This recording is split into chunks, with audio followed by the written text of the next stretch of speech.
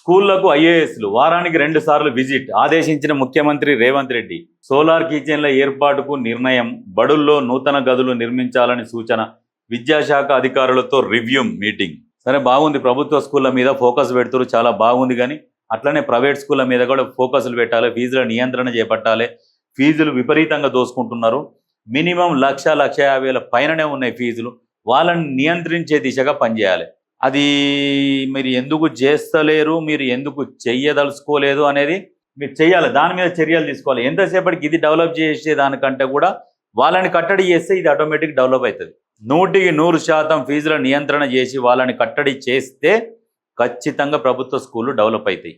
వాళ్ళని కట్టడి చేయాలి. విపరీతమైన ప్రచారం చేసుకుంటున్నారు, ఏం లేకున్నా. ఈ ప్రైవేట్ కాలేజీలు మా దగ్గర ఫస్ట్ ర్యాంక్ వచ్చింది, నేను ఫస్ట్ ర్యాంక్ 720కి మాకు 720, 600, 1200, 1200, 100కు 100 ఇన్ని మార్కులు వచ్చినా ప్రచారం చేసి వాటి మీద విచారణ జరపాలి. నిజంగా ఆ స్టూడెంట్ వీళ్ళ కాలేజీలో చదివిండా, ఎందుకు ఈ అబద్ధ ప్రచారం చేసుకుంటున్నారు అనేది వాళ్ళ మీద విచారణ జరిపి వీళ్ళందరూ దాన్ని లోపలేయాలి. ఇవన్నీ ఫేకు, ర్యాంకులు వచ్చేటి మొత్తం ఫేక్. వాటి మీద కూడా విచారణ జరిపితే ఆ దొంగలు బయటపడతారు. ఇంకోసారి ఇట్లాంటి అబద్ధ ప్రచారాలు చేసుకోరు. పిల్లల తల్లిదండ్రులను మోసం చేయరాళ్ళు. ఇండైరెక్ట్గా వాళ్ళు మోసమే, చీటింగ్ 420 కేసులు వేసి లోపల నూకాల వాళ్ళని. ఎందుకంటే మోసం చేస్తున్నారు, ఇన్ని ర్యాంకులు వచ్చినాయని. మొన్న డైరెక్ట్ కొన్ని కాలేజీలో డైరెక్ట్ చెప్తారు, అంత సీన్ లేదు సార్ మా కాలేజీలకు, అన్ని మార్కులు 720, 720, 100కు 100 అన్నీ వచ్చే సీన్ లేదు. వేరే రాష్ట్రంలో నుంచి వాళ్ళని మేము వాళ్ళకి అంత సమ అమౌంట్ ఇచ్చేసి మేము తీసేసుకుంటాం, వాళ్ళతో చెప్పించేసుకుంటాం అని చెప్తున్నారు క్లియర్గా.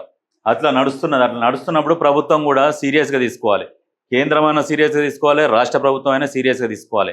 తీసుకుంటేనే కానీ ప్రజలు బాగుపడతారు. ఎప్పుడైనా ప్రజల సంక్షేమం కోసం పనిచేసే ప్రభుత్వాలు ఎల్లకాలం హ్యాపీగా ఉంటాయి. స్వలాభం కోసం పనిచేయకుండా ప్రజల కోసం పనిచేయాలి.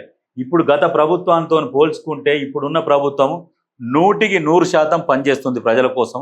కాకపోతే కొన్ని సమస్యలు ప్రభుత్వం దృష్టికి పోకుండొచ్చు. ఈ మా ద్వారా మీ దృష్టికి తీసుకొస్తున్నాము రేవంత్ అన్న.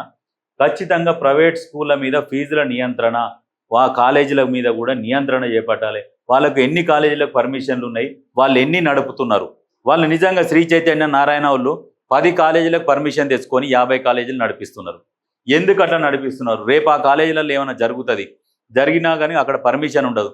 ఇక్కడ ఈ పర్మిషన్ లేని కాలేజీలలో నడిపి ఏం చేస్తారు, సర్టిఫికెట్లు, టీసీలు అని వేరే అడ్రస్ మీద ఇస్తున్నారు. ఎందుకు వాళ్ళు అక్కడ గ్యాదర్ చేసి నడుపుకుంటున్నారు? ఏంది దానికి సంబంధించింది? ఏమైనా ప్రభుత్వానికి ఏమైనా పేమెంట్ పే చేస్తున్నారా లేదా? అక్కడ వసతులు ఏమున్నాయి, ఎట్లా ఉన్నాయి, ఆ ప్రజలతో ఆ పిల్లలతో ఏం చేపిస్తున్నారు, ఏం చదివిపిస్తున్నారు, వీటి మీద కూడా నిఘా పెట్టాలి. కానీ ఇది ఆల్రెడీ మీ దృష్టికి వచ్చే ఉండుంటుంది. కానీ మరి మీరు తీసుకోవాల్సిందే, ఇంకా సమయం ఆసన్నమైంది. మరి మీరే అది ఎట్లా నిర్ణయం తీసుకుంటారు అనేది మీ చేతుల్లోనే ఉన్నది.